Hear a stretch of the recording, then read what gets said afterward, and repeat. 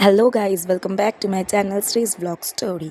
তো সকাল সকাল যোগা করতে গেছিলাম, যোগা থেকে ফিরে দেন দেখলাম যে এই পুচকিটা এখন যাচ্ছে স্কুলে দাদুর সাথে।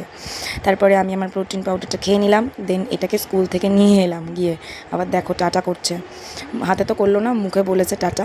যাই হোক, তারপরে এসে একে খাইয়ে তারপরে দেখি খাওয়া দাওয়া করে ও জানলা থেকে দেখছে আমার ভাইরা খেলছে ক্রিকেট আর ও দেখছে। তারপরে আমিও একটু টিফিনটা কমপ্লিট করে নিলাম। তো তারপরে ওকে স্নান করলাম, স্নানেরটা দেখাতে পারলাম না, যা জ্বালায় ওটার ভিডিও করা সম্ভব না। স্নান করে টিভি দেখছিল, তারপরে আমিও স্নান টান করে দেন খেতে বসলাম। আর শিবাকে তো আমার মা খাইয়ে দেয় দুপুরবেলা। তো আজকে লাঞ্চে একটা স্পেশাল জিনিস ছিল, পনিরের পাতুরি।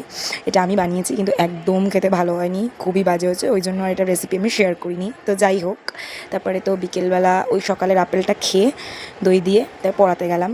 এর আগেও একটা টিউশন ছিল এবং এর পরেও একটা টিউশন ছিল, বাট ওটা আর তোলা হয়নি। বাড়িতে এসে খুব খিদে পেয়ে গেছিলো, একটু কোল্ড কফি বানালাম আর মা দেখলাম একটা রোল বানিয়েছে আজকে, তো ওটাই খেলাম ডিনার হিসাবে অনেক রাতে 9:30টার দিকে, তাই জন্য। আর তারপরে দেখি এই দুষ্টুটা এরকম করছে ঘরের মধ্যে ঘুমাতে যাওয়ার আগে।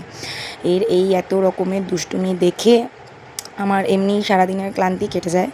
এই পাগলাটার এত ধরনের বদমাইশি সব কিছু দেখতে দেখতে এমনিই মন ভালো হয়ে যায়। তো দেখো, এ এখন উল্টো দিক থেকে ঘোড়া চড়বে, কত ধরনের যে দুষ্টুমি করতে পারে। এবার আমি বললাম যে একটু টাটা বলে দাও সবাইকে, আবার সবাইকে বলছে টাটা, আবার একটা ফ্লাইং কিস দিয়ে দিল। তারপর ঘুমাতে যাওয়ার আগে একটু দুধ খায়, সেই ফর্মুলা মিল্ক খেয়ে এইবারে ও ঘুমিয়ে পড়বে। আর অনেক রকমেরই দুষ্টুমি হয় এই দুধটা খাওয়ার সময়। তো যাই হোক, চলো আজকের মতো টাটা। এই ছিল আমার একটা গোটা দিন, আবার দেখা হবে পরের কোনো একটা ভিডিওতে। বাই।